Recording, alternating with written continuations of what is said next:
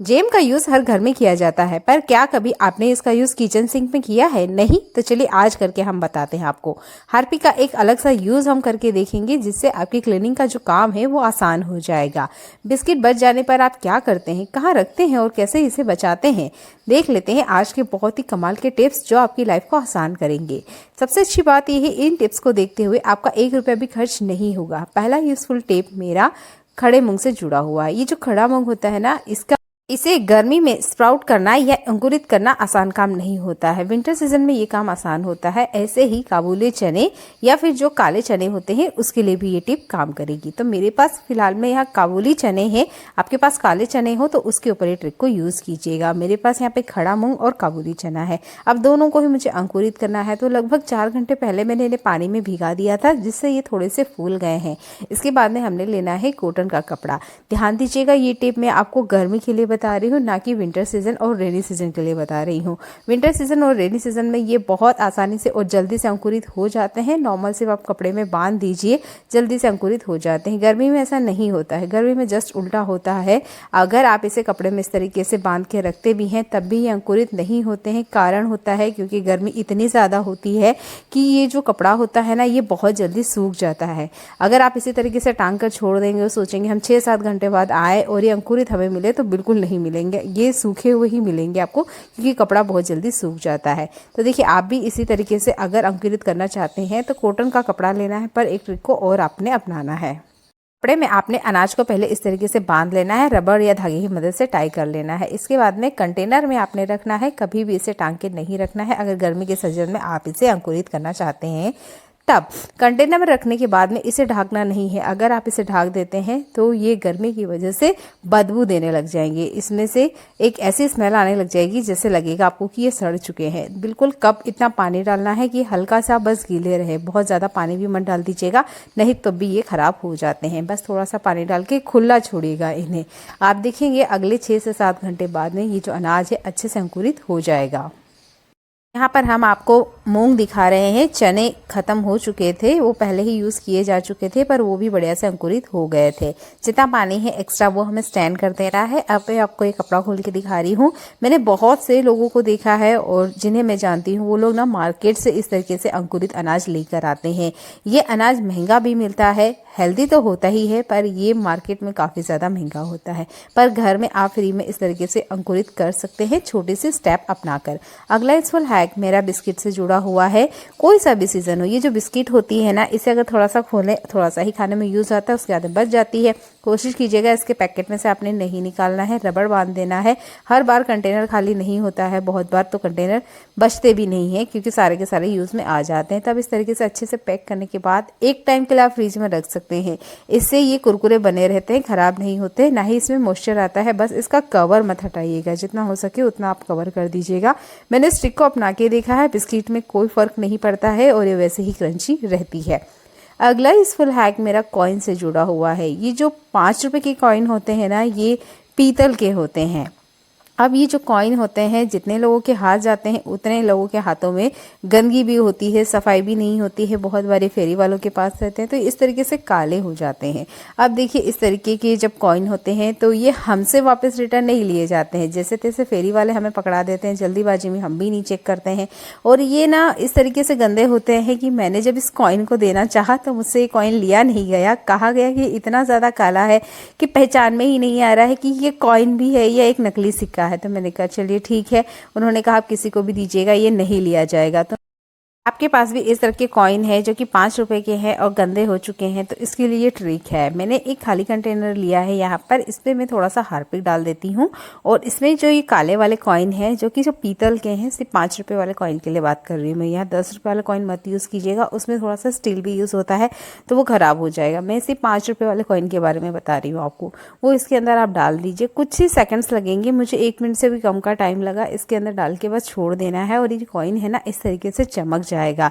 अब आप कहेंगे ये हो सकता है, तो देखिए मैं आपके सामने इसे करके दिखाऊंगी। कुछ सेकंड्स के लिए बस मैंने छोड़ दिया।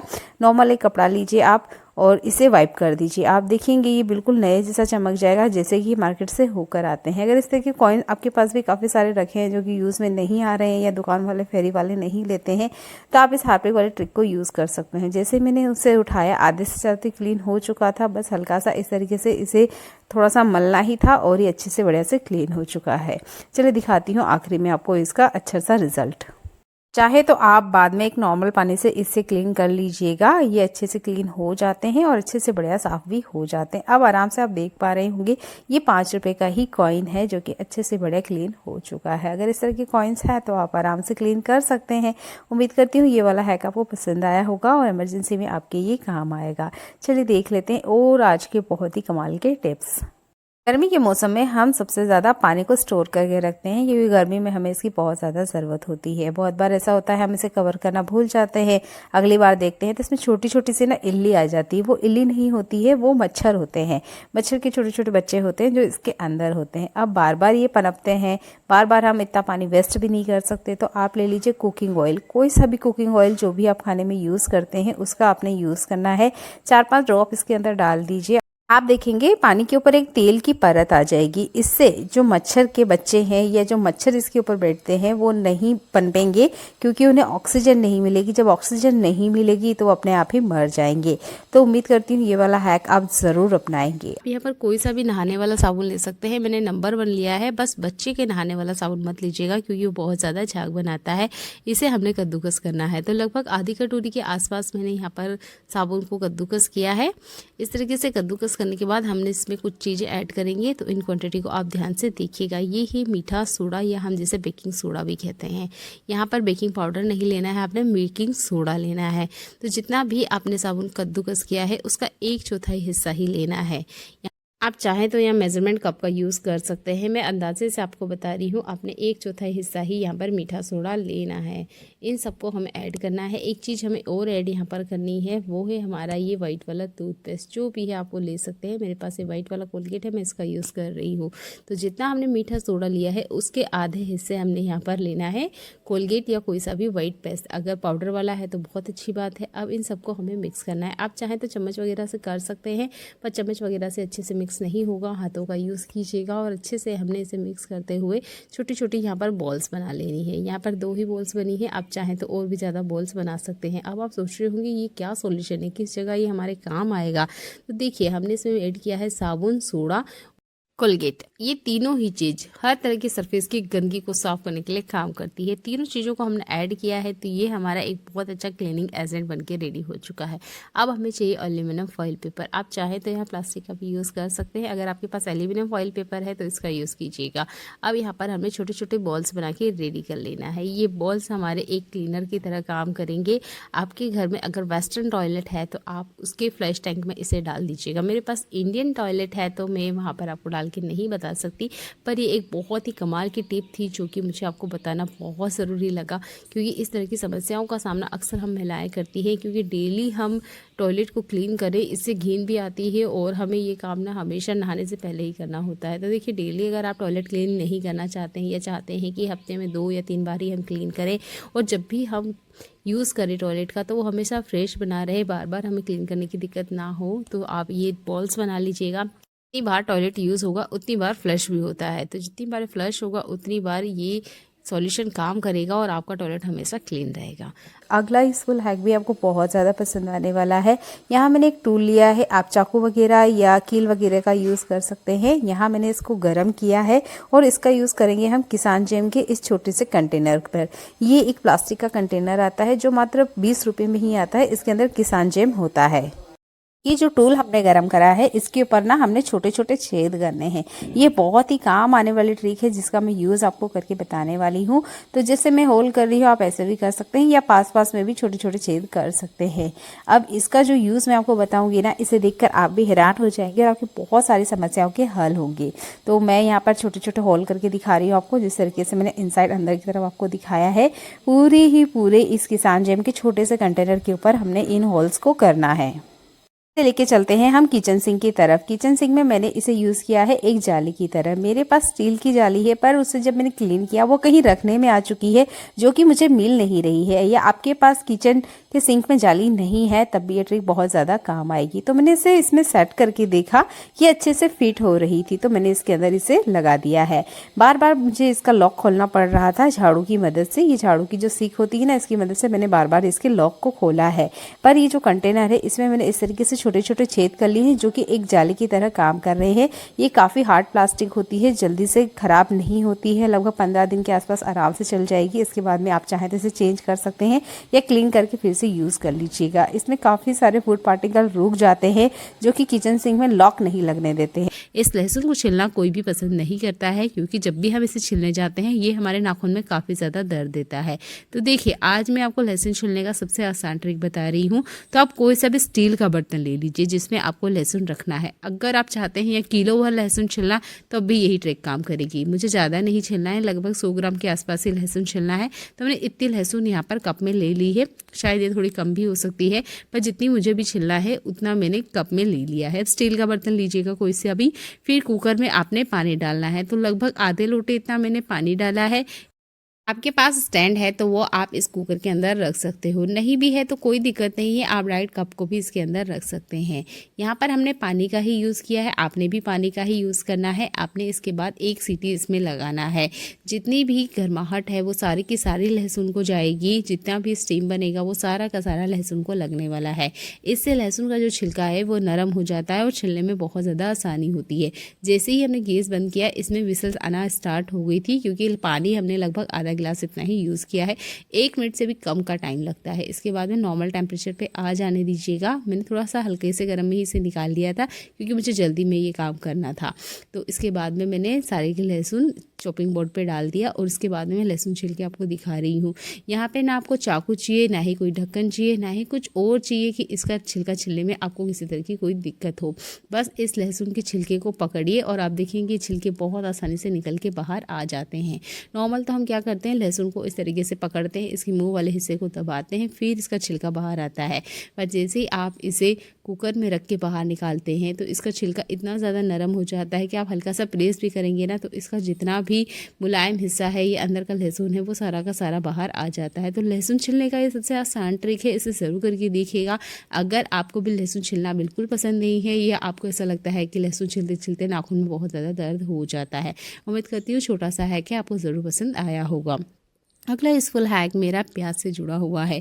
इस प्याज को काटते वक्त अक्सर हम एक गलती करते हैं, जो कि मैं आपको दिखा रही हूँ। अगर आप भी इस गलती को करते हैं तो बिल्कुल ना दोहराएं। जो ट्रिक मैं आपको बता रही हूँ उसे फॉलो कीजिएगा, तो आपको प्याज काटने में कोई दिक्कत नहीं होगी। इसके जड़ वाले हिस्से को नहीं काटना है। हमारा सबसे पहले स्टेप यही होता है, जैसे ही हमको प्याज काटना है, इसका हम छिलका उतारते हैं और सबसे पहले इसके जड़ वाले हिस्से को ही हम काट देते हैं। यही वो गलती होती है जिसकी वजह से प्याज ठीक से कटिंग होती ही नहीं है। तो आपने कभी भी प्याज को काटते वक्त इसके जड़ वाले हिस्से को नहीं काटना है, पीछे वाले हिस्से से आप काट दीजिए। इसके बाद में आराम से छिलका उतार लीजिए। इसके बाद में आप मेरे हाथों को ध्यान से देखिएगा। मैंने एक नाइफ लिया है और इसके साइड में से पतले पतले इस तरीके से स्लाइड्स निकालते जाना है। यहाँ पर ध्यान देना है, हमने जड़ वाले हिस्से को रखा है, जिसकी वजह से ये पूरी तरह से कट के बाहर नहीं आते हैं, हल्का सा वहाँ टकराव की वजह से रुक जाता है। तो इसी तरीके से हमने इसको चौकोर साइज में कट कर लेना है। इससे बारीक से बारीक चॉपिंग बहुत आसानी से हो जाती है। अगर आपने कभी दुकान वाले, फेरी वाले को देखा होगा तो वो प्याज को इसी तरीके से कटिंग करते हैं, उनके प्याज बिल्कुल नहीं बिखरते हैं। और मेरी चॉपिंग तो थोड़ी सी बड़ी मुझे दिख भी रही थी। जो लोग एक्सपर्ट होते हैं इस चीज़ में, वो तो इससे भी बारीक चॉपिंग कर लेते हैं। अगर आप पहली टाइम पे भी कर रहे हो तो यकीन मानिए काफ़ी बारीक चॉपिंग आप पहली बार में ही कर लेंगे। बस इसके जड़ वाले हिस्से को आप मत काटिएगा। और देखिए फाइनल प्याज कट चुका है और जो जड़ वाला हिस्सा है वो मैं आपको दिखा रही हूँ। है ना आसान सा ट्रिक, इसे ज़रूर ट्राई करके देखिएगा, आपको बहुत ज़्यादा ये पसंद आने वाला है। चलिए अगेन मैं आपको फिर से दिखा देती हूँ। प्याज के जड़ वाला हिस्सा है, पीछे वाले हिस्से से हमने कुछ इस तरीके से इसको कटिंग करना है। ज़्यादा प्रेशर देखिए, एकदम से जड़ में से मत काट दीजिएगा, नहीं तो कटिंग नहीं होगी। इससे सबसे अच्छी बात यह है कि इससे प्याज ना पूरा का पूरा बिखरता नहीं है और ना ही हाथों में किसी तरह के कोई कट लगते हैं। स्क्वायर शेप में आप काटेंगे तो बारीक से बारीक चॉपिंग हो जाएगी। ये देखिए दो तरफ से मैंने इसकी कटिंग करी, पकड़ना है, ये बिल्कुल भी खुलता नहीं है। और इसके बाद में देखिए बहुत बारीक चॉपिंग प्याज की हो गई है ना। कमाल का है, पसंद आता है तो प्लीज़ वीडियो को लाइक कर दीजिएगा, अच्छा लगता है तो शेयर भी कर दीजिएगा, क्योंकि इस तरह की समस्याओं का अक्सर हम सामना करते हैं, और स्पेशल जो बिगनर होते हैं उनको तो बहुत दिक्कत होती है, क्योंकि प्याज को जैसे ही काटने जाते हैं बहुत ज़्यादा आंसू भी आते हैं और ये बारीक चॉप होते नहीं हैं, क्योंकि ये बिखर जाते हैं। जैसे जैसे हम कटिंग करने जाते हैं ये पूरी तरह बिखर जाते हैं, क्योंकि इसमें काफ़ी सारी परत होती है। पर इस जड़ वाले हिस्से को आप नहीं काटेंगे और इस तरीके से चॉपिंग करेंगे तो बारीक चॉपिंग भी होगी, आँख में आंसू भी कम आएंगे और पहली बार में ही आप परफेक्ट प्याज की चॉपिंग कर पाएंगे। अगला यूजफुल हैक मेरे घर में पड़ी हुई बेकार चूड़ियों से जुड़ा हुआ है। मेरे पास बेफिसी काफ़ी सारी चूड़ियाँ हैं जो कि बेकार है, जिसका मैं कोई यूज़ नहीं करती हूँ। कारण है कि जब हम चूड़ियों को कंटिन्यू यूज़ करते हैं तो उसके नग गिर जाते हैं। तो यहाँ पर भी मेरे पास कुछ इस तरह की चूड़ियाँ हैं। आपने लेनी है लेस, जिस भी कलर की आपके पास लेस है उसका आप यूज़ कर लीजिएगा। साड़ी वगैरह में से जो लेस निकलती है उसका भी आप यूज़ कर सकते हैं। ये लोकल मार्केट से मैंने ली थी, मात्र 10 रुपये में मुझे पड़ी। काफ़ी बड़ी, मतलब लगभग 5 मीटर के आसपास आ गई थी, तो मैंने इसी का ही यूज़ किया है। और इस तरीके से आपने इसको अच्छे से कवर करते हुए इस चूड़ी के ऊपर लपेट लेना है। चाहे तो आप यहाँ पे फेविकॉल, फेविक्विक का यूज़ कर सकते हैं। वैसे मुझे इस चीज़ को करने की आदत है, तो ना मैं फेविकॉल यूज़ करती हूँ ना ही मैं फेविक्विक यूज़ करती हूँ, और इसको अच्छे से इस तरीके से कर लेती हूँ। ये एक ट्रिक है, अगर आप चाहते हैं तो कमेंट कीजिएगा, मैं नेक्स्ट वीडियो ज़रूर बना दूँगी इस चीज़ के ऊपर। अब मैंने यहाँ पर फेविकॉल आपको दिखाया, आप चाहे तो इसे स्टिक कर सकते हैं। अच्छे से इस तरीके से ये चिपक जाएगी। चूड़ियाँ अच्छे से कवर हो गई है, पता नहीं चलता है कि अंदर हमने चूड़ियों का यूज़ किया है, ऐसा लगता है जैसे रिंग का ही हमने यूज़ किया है। देखने में है ना खूबसूरत। तो चलिए एक चूड़ी का मैं यूज़ करके आपको दिखा रही हूँ। तो मेरे पास और छोटे छोटे लेस के टुकड़े हैं। इस तरीके से हमने एक छोटा लेस का टुकड़ा लेना है, और इसे हैंग करने के लिए ना हम यहाँ पर एक नोट लगा देंगे, ताकि हम किसी कील वगैरह पे ना आराम से इसको हैंग कर पाएँ, ताकि ये देखने में भी अच्छे लगें। यहाँ पे लेस का इसलिए यूज़ किया है ताकि ये काफ़ी अच्छी दिखे। तो इस तरह के किचन टॉवल आपके पास ज़रूर होंगे, जिसका आप हाथ साफ करने के लिए यूज़ करते होंगे। इस टॉवल का एक तरफ से मैं छोटी छोटी प्लेट बना रही हूँ, आपने भी इस तरीके से प्लेट बना लेनी है। इसके बाद में जो चूड़ी है या जो भी रिंग आपके पास है उसके अंदर कुछ इस तरीके से आपने डाल देना है। यहाँ पर और भी मेरे पास लेस के टुकड़े हैं, इसको मैं इसके ऊपर लगाऊंगी और आपको दिखा रही हूँ किस तरीके से हमने एक फीता बनाना है, जो कि हम ज़्यादातर बच्चों के बालों में या लड़कियों के बाल में बनाते हैं, जिसे फूल भी बोलते हैं, फीता भी बोलते हैं। इसे यहाँ पर टाई करके हमने लगा देना है, ताकि देखने में काफ़ी खूबसूरत लगे। अगर आपके घर में गेस्ट वगैरह आ रहे हैं ना, तब तो ये ट्रिक आपकी बहुत ज़्यादा काम आएगी। मेरे यहाँ अगले 3 दिन बाद में काफ़ी सारे गेस्ट आने वाले हैं, तो जो भी किचन टॉवल या जो बाथरूम में यूज़ होने वाले टॉवल हैं उनको मैंने इस तरीके से चूड़ी पे या इस तरह की रिंग पर हैंग करके रखा है। आपके पास चौकोर रिंग है या फिर इस तरीके से चूड़ी है, सब पे ये ट्रिक काम करती है। बस अच्छे से इसको ना लेस से कवर कर लीजिएगा ताकि ये देखने में अच्छे लगे। तो देखिए यहाँ पर मैंने मोटे टॉवल को इस तरीके से इस पे हैंग किया है, और इस चूड़ी के ऊपर मैंने पतले वाले टॉवल को हैंग किया है। अब देखिए ये देखने में काफ़ी सुंदर लग रहे हैं ना। तो छोटा सा ही ट्रिक है, इसे ज़रूर फॉलो कीजिएगा। अगर मार्केट से आप इस तरह के टॉवल लेकर आते भी हैं तो आपने देखा होगा नॉर्मल टॉवल के बजाय उसके प्राइस भी काफ़ी ज़्यादा होते हैं। तो उम्मीद करती हूँ ये छोटा सा हैक भी आपको पसंद आया होगा, और इस तरीके से आप अपने घर को अच्छे से ऑर्गेनाइज कर सकते हैं। जब भी आपको किचन में हाथों को क्लीन करना हो और फिर वाइप करना हो, तो इस तरीके से आप इन टॉवल का यूज़ ले सकते हैं। चलिए देख लेते हैं आज का एक और कमाल का टिप। तो गर्मियों के सीज़न में क्या होता है कि हम आटे को अगर थोड़ी देर भी बाहर रखें तो ये आटा ना सूखी परत पकड़ लेता है, या रोटी अभी बन गई है इसके बाद थोड़ा सा आटा हमने उठाना है। तो आज थोड़ा सा ज़्यादा ही आटा लग गया था। मैंने इस कटोरी को निकाला था कि मैं इसके अंदर आटा रखूँगी, पर नहीं रख पा रही हूँ क्योंकि आटे की क्वान्टिटी ज़्यादा है। ये किसी भी कंटेनर में आप रखते हैं, अगर वो फ़िलहाल में भी खाली नहीं है तो आप ये तेल के जो पाउच है ना इसका यूज़ कर सकते हैं। तो यहाँ पर जो आटा है वो मैं आपको दिखा रही हूँ, आधा आटा बच गया है। और अगर इसी तरीके से मैं खुला रखूँगी, फ्रिज में भी खुला रखती हूँ तो परत काली हो जाएगी, ऊपर से इतना हार्ड हो जाता है कि दूसरे टाइम इसका यूज़ करने का बिल्कुल मन नहीं करता है, और इसके पे हमें ऑयल या घी की एक परत लगानी होती भी है। तो सबसे पहले जितना आटा है वो आप उठा लीजिए, अच्छे से इसको मसिएगा ताकि इसकी ऊपरी जो परत है वो अंदर की तरफ चली जाए। ये भी हल्का सा हार्ड हो गया था, बाहर रखा हुआ था 10 मिनट से, तो इसकी ऊपरी परत ना वो हार्ड हो गई थी। अंदर की तरफ मैंने दबा दी है ताकि वो अच्छे से नरम हो जाए। इसके बाद जो तेल की थैली होती है ना, इसके अंदर पहले से ही थोड़ा सा तेल होता है, तो हमें यहाँ तेल डालने की बिल्कुल ज़रूरत नहीं है। अगर इसके अंदर तेल पूरी तरीके से ख़त्म हो चुका है तो आप 3-4 ड्रॉप इसके अंदर कुकिंग ऑयल डाल दीजिए। उसके बाद में इस आटे को डाल दीजिए, आपको तेल भी ज़्यादा नहीं लगेगा।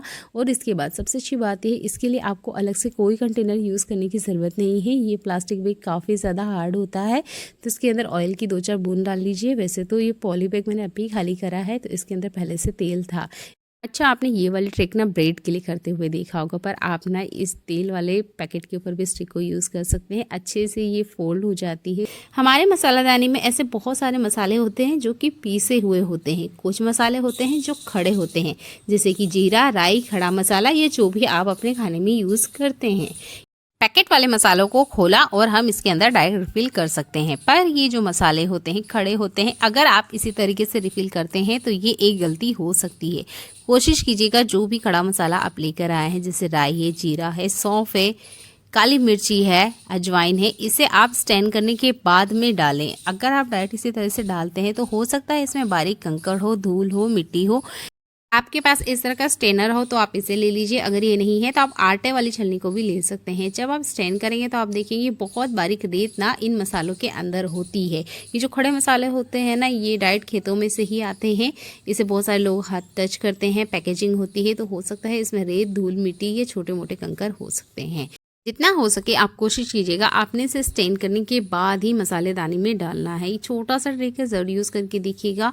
ऐसा हमारे साथ हो चुका है कि पता नहीं चलता है कौन से मसाले में दिक्कत है, पता चलता है फिर जीरे के अंदर बारीक बारीक पत्थर हैं। तो उम्मीद करती हूँ ये वाला ट्रिक आप यूज़ करेंगे। देखिए मैंने इसे स्टेन किया है और काफ़ी सारा ना ये छोटा छोटा कचरा निकला है। इसमें बहुत बारीक सी ना एक रेत होती है जो कि नॉर्मल आँखों से हमें दिखाई तक भी नहीं देती है। तो आप इस स्टेनर का यूज़ कीजिए और इन्हें स्टैंड करने के बाद ही स्टोर करें। अगला फुल हैक मेरा चाय पत्ती से जुड़ा हुआ है। चाय पत्ती का यूज़ ज़्यादातर हम चाय बनाने के लिए ही करते हैं। आज मैं इसका आपको अनोखा यूज़ करके दिखा रही हूँ। तो यहाँ हमें चाहिए थोड़ी सी चाय पत्ती, जितना हम एक बार चाय बनाने के लिए यूज़ करते हैं। अब इतनी सी चाय पत्ती को लेकर हम यूज़ करेंगे टिश्यू पेपर। आप नॉर्मल सा कोई पेपर भी ले सकते हो, पर टिश्यू पेपर ऐसा होता है जो कि आराम से हमारे घर में किचन में अवेलेबल होता है। इसके ऊपर हमने इसे डाल देना है। इसके बाद में एक चीज़ और हम यहाँ पर ऐड करेंगे, दोनों चीज़ों को अच्छे से हमने मिक्स करना है और इसकी ना एक छोटी सी पोटली बना के रेडी कर लेना है। दूसरा इंग्रेडिएंट जो है वो है चावल। ये भी हमारे किचन में बहुत आसानी से हमें मिल जाता है। जब आप इन दोनों को मिक्स करेंगे तो एक अच्छी सी फ्रेगनेंस बन के रेडी होगी। ये जो चावल होते हैं ना, ये हर तरह के मॉइस्चर को अपने में खींचने के लिए काम करते हैं। आप देखेंगे आप जिस भी कंटेनर में डालेंगे, जहाँ पे भी आप इसे रखेंगे, ये थोड़े दिन बाद में ना खुद से फूल जाते हैं। ये बहुत ही कमाल का टिप है, इसे ज़रूर ट्राई आउट करके देखिएगा। फिलहाल मैं इसे रबर से बांध रही हूँ और आपको यूज़ करके बताऊंगी कि इसे आप यूज़ कहाँ कर सकते हैं।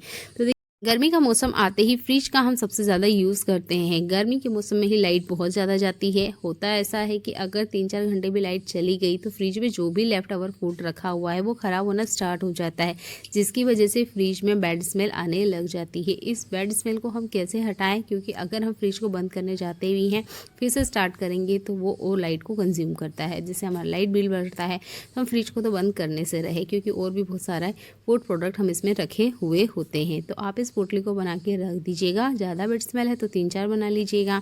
अगर इस फुल हैक मेरा सुई धागे से जुड़ा हुआ है, आज सुई धागे से जुड़ा हुआ एक छोटा सा ट्रिक मैं आपको बताऊंगी जो आपके बहुत ज़्यादा काम आएगा। तो यहाँ पर कोई सा भी आप धागा ले सकते हैं और किसी भी साइज़ का सुई ले सकते हैं। कोई इसमें वो नहीं है कि आप किस तरह का लें, जैसा भी आपके पास अवेलेबल है आप सुई धागा ले लीजिएगा। थोड़ा सा लंबा धागा इस तरीके से निकाल लीजिएगा। इसके बाद में हमें लेना है प्याज। प्याज हर किचन में अवेलेबल होता है। प्याज की जो स्मेल होती है ना, बहुत ज़्यादा तीखी होती है। ये इतनी ज़्यादा तीखी होती है कि हम इसे काटते काटते ही कितनी बार रो पड़ते हैं, क्योंकि बहुत तेज़ी से ये हमारी आंखों में लगता है। तो सोचिए हम इतने बड़े इंसान हैं, उसके बावजूद ही हमारी आंखों में इतना तीखापन देता है, तो ये छोटे जीव के ऊपर क्या ही असर करता होगा। ये छोटे जीव को इसकी स्मेल बिल्कुल नहीं पसंद आती है, और अगर वो इसके आसपास आते भी हैं ना तो भाग जाते हैं। तो जिस तरीके से मैंने प्याज को कट किया है, आपने इसी तरीके से इसे कट कर लेना है। और यहाँ पर आप देख सकते हैं प्याज के अंदर ना काफ़ी सारी परतें होती है, तो आप इस तरीके से इसकी परतें खोल लीजिएगा। चाहे तो आप जो चीज़ मैं आपको बना के बता रही हूँ 3-4 भी बना सकते हो। मुझे एक की ही ज़रूरत है, इसलिए मैं एक ही बना रही हूँ। अब होता ये है कि जैसे ही गर्मी मौसम आती है हमारे घर में ना छिपकलियाँ बहुत भागती है। मेरे घर में ना छिपकली के छोटे छोटे बच्चे भाग रहे हैं, कहीं पे भी भागने लग जाते हैं। कभी पलंग के नीचे मिल जाते हैं, तो कभी टाइल्स पे ही चल रहे हैं, कभी दीवार पे ही चल रहे हैं। साइज़ में वो इतने छोटे होते हैं कि हम देख के उन्हें डर जाते हैं कि एकदम छोटा सा जानवर क्या आया है, क्योंकि उनकी जाने की स्पेशल कोई जगह नहीं होती, जिस तरफ उन्हें मन करता है उस तरफ पूरे घर में भागते हैं। तो गर्मी के मौसम में छिपकलियों को भगाने के लिए आप इस प्याज वाली ट्रिक का यूज़ कर सकते हैं। अब उस एरिया पे आप इसे रख दीजिए या हैंग कर दीजिए जहाँ पर छिपकली के बच्चे हैं या फिर बड़ी बड़ी छिपकलियाँ आपके घर में आती है। तो मेरे किचन में ना नीचे टाइल्स में मैंने 2-3 बार छिपकली के बच्चे देखे हैं, तो मैंने किचन में 2-3 जगह इन्हें रखा है। उम्मीद करती हूँ ये हैक आपको पसंद आया होगा। अगला यूजफुल हैक मेरा सेलो टेप से जुड़ा हुआ है। बहुत बार ऐसा होता है कि हम सेलो टेप का एंड ढूंढते रह जाते हैं, हमें एंड मिलता ही नहीं है। जैसे तैसे एंड मिल जाए तो हम सेलो टेप का यूज़ कर लेते हैं, अगेन वापस सेलो टेप इससे चिपक जाती है और फिर हमें नहीं मिलता है। तो देखिए, दोनों ही प्रॉब्लम का सॉल्यूशन मैं आपको बताऊंगी। तो यहाँ तो फिलहाल में मुझे इसका एंड मिल चुका है, तो चलिए इसे खोल लेते हैं। अब यूज़ करते वक्त एक दिक्कत होती है कि जब भी हम सेलो टेप यूज़ करें हमें सीज़र की ज़रूरत ज़रूर होती है। विदाउट सीज़र तो हम सेलो टेप को कट ही नहीं कर सकते। अगर जैसे तैसे कट करने जाएंगे तो ये पूरा ना ख़राब हो जाता है। जहाँ से भी आप खींचना चाहोगे ना वहाँ से बुरी तरीके से ही ख़राब हो जाता है। तो देखिए, आपने इसे खींचना नहीं है, ना ही अपने हाथों से तोड़ने की कोशिश कीजिएगा, नहीं तो सेलो टेप ख़राब होगा। आप ले लीजिए कॉइन हमारे पास हमेशा अवेलेबल रहते हैं। कोई से भी 2 कॉइन ले लीजिए और जिस तरीके से मैं आपको इन्हें लगा के बता रही हूँ, एक तरफ ऊपर और एक तरफ जस्ट इसके अपोजिट, इस तरीके से आपने लगा लेना है। एक तरफ गम होता है तो आराम से ही चिपक जाएगा। दोनों को पास पास में कुछ इस तरीके से लगा लेना है और जैसे ही हम किसी पैकेट वगैरह को टेयर करते हैं या फाड़ते हैं, बिल्कुल उसी ट्रिक से ना हमने इस सेलो टेप को कट करना है। बहुत आसानी से ये चटक जाती है। जैसे कोई बर्तन कांच का कैसे चटकता है, बिल्कुल उसी तरीके से ये टेप भी चटक के यानी कट जाती है आराम से। तो यहाँ पर सेलो टेप को कभी मत खींचिएगा, ये तो इससे सेलो टेप खराब हो जाती है। इसके बाद में कॉइन को हमेशा इसके पास इस तरीके से लगा के रखिएगा। आप देखेंगे सेलो टेप में आपको एंड हमेशा टाइम पे मिल जाएगा, ढूंढने की ज़रूरत नहीं पड़ेगी। कॉइन साथ में रखेंगे तो आपको सीजर की भी ज़रूरत नहीं पड़ेगी। छोटा सा हैक है, ज़रूर यूज़ करके देखिएगा। जब आप इसे करेंगे तभी खुद मानेंगे कि हाँ, ये सेलो टेप पे ट्रिक काम करती है और बहुत जल्दी से ना कट जाता है। सीज़र को हमें ढूंढना होता है, उठाना होता है, इतने में हमारे 10-15 सेकंड बर्बाद हो जाते हैं, पर कॉइन में ऐसा नहीं होता है। अगला यूजफुल हैक भी मेरा गर्मियों से ही जुड़ा हुआ है। जैसे ही गर्मियों का मौसम आता है हम बहुत सारी समस्याओं का सामना करते हैं। इन सारी समस्याओं का समाधान हम ना एक प्याज की मदद से कर सकते हैं। तो मैंने एक प्याज का 1/4 पार्ट ही लिया है, यानी कि हमें यहाँ पर 2 चम्मच इतने छोटे छोटे प्याज के टुकड़े चाहिए। अब इस प्याज के टुकड़ों को हमने डाल देना है पानी में या पानी वाले ग्लास के अंदर। तो मैंने एक ही ग्लास का यूज़ किया है और हमें एक दिन में सिर्फ 1 ग्लास ही चाहिए। तो इसके अंदर हम नॉर्मल हमारा टैप वाटर जो हम पीने में यूज़ करते हैं वो डाल देना है और इस पानी को रात भर के लिए छोड़ दीजिए। अर्ली मॉर्निंग हमने इसे खाली पेट पीना है। अब आप सोच रहे होंगे प्याज का पानी पीने से हमारे शरीर को कौन सा फ़ायदा होने वाला है। तो देखिए, जैसे ही गर्मियों का मौसम आता है ना, सबसे पहले हमारा पाचन तंत्र खराब हो जाता है, तो उसको ये ठीक करेगा। हाथ पैरों में सूजन आना स्टार्ट हो जाती है, बालों का झड़ना, ये तो एक आम सी बात हो जाती है। जैसे ही सिर में से पसीना आना स्टार्ट होता है ना, वैसे ही पता नहीं क्यों अपने बाल भी झड़ने लग जाते हैं। तो आपने प्याज वाले तेल को ज़रूर यूज़ किया होगा, लेकिन अगर प्याज वाले पानी को पीते हैं तो बालों का झड़ना रुक जाएगा। डाइजेशन से रिलेटेड काफ़ी सारी प्रॉब्लम गर्मियों में होती है, तो ये उसे ठीक करेगा। सीने में जलन होना, ये एक आम सी प्रॉब्लम होती है गर्मियों के सीज़न में, क्योंकि जैसे ही हम कुछ तला भुना खाएंगे ना तो सीने में जलन होना भी स्टार्ट हो जाती है। उसे ये ख़त्म करेगा। अगर दिल से जुड़ी हुई कोई समस्या है आपको तो उसे भी ये ख़त्म करेगा। गर्मियों के मौसम में एक और आम चीज़ होती है, वो है एसिडिटी। एसिडिटी होते ही हम ज़्यादातर इनो ले लेते हैं, ये एक गलत आदत है, तो इनो मत लीजिएगा, आप ये वाला पानी पीजिए। अगला यूजफुल हैक मेरा बैग से जुड़ा हुआ। तो देखिए, हम महिला ना इस तरह के बैग को अक्सर कैरी करते हैं कहीं भी बाहर जाने के लिए। अब ये बैग इतना सेफ सिक्योर होता है, उसके बाद भी ना बैग में से चोरी हो जाती है। तो ऐसा क्यों होता है और ऐसी कौन सी गलती है कि हमारे बैग में से चोरी हो जाती है, चलिए ये जानते हैं पहले। तो देखिए, हम लोग क्या करते हैं, जो भी सामान है, ज्वेलरी है, पर्स है, मोबाइल है, सब कुछ इसके अंदर डाल देते हैं और उसके बाद में हम इसका चेन लगा देते हैं। अब हम सोचते हैं, बेफिक्र हो जाते हैं कि चलिए हमने चेन लगा दिया है, पर्स हमारे हाथ में है, क्या ही चोरी हो गई, पर इसके बाद भी चोरी हो जाती है। तो आप ले लीजिए सेफ्टी पिन। ये सेफ्टी पिन हर महिला के पास होती है, कुछ हो ना हो सेफ्टी पिन ज़रूर होती है। तो आप ना इस सेफ्टी पिन को, ये जो चेन है ना, इसके अंदर आपने लगाना है। तो जैसे कोई सा भी चेन आप देखेंगे ना, उसके एंड में आपको एक छोटा सा सर्कल या छोटा सा छेद जरूर मिलता है, इसका यूज़ करना है।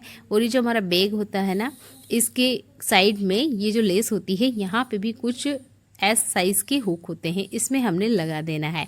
आप चाहें तो इनसाइड अंदर की तरफ से भी सेफ्टी पिन लगा सकते हैं, मैं बाहर से ही लगा के आपको दिखा रही हूँ। कोशिश कीजिएगा छोटी वाली लीजिएगा। तो देखिए जब भी कोई चोर वगैरह है या जो भी चोरी करना कोशिश करते हैं वो है ना सबसे पहले चेन को ही खींचते हैं। अगर आप इस तरीके से चेन में सेफ्टी पिन लगाते हैं, वो चेन की तरफ तो ध्यान देंगे पर सेफ्टी पिन की तरफ ध्यान नहीं देते हैं। तो आप ना ये सेफ्टी पिन का यूज़ कीजिएगा और इस तरीके से लगा लीजिए चेन पे। अब आप देखेंगे कोई खींचेगा या जल्दीबाजी में चोरी करने की कोशिश करता है तब भी ये सेफ्टी पिन रुकावट करेगी। देखने के लिए धन्यवाद।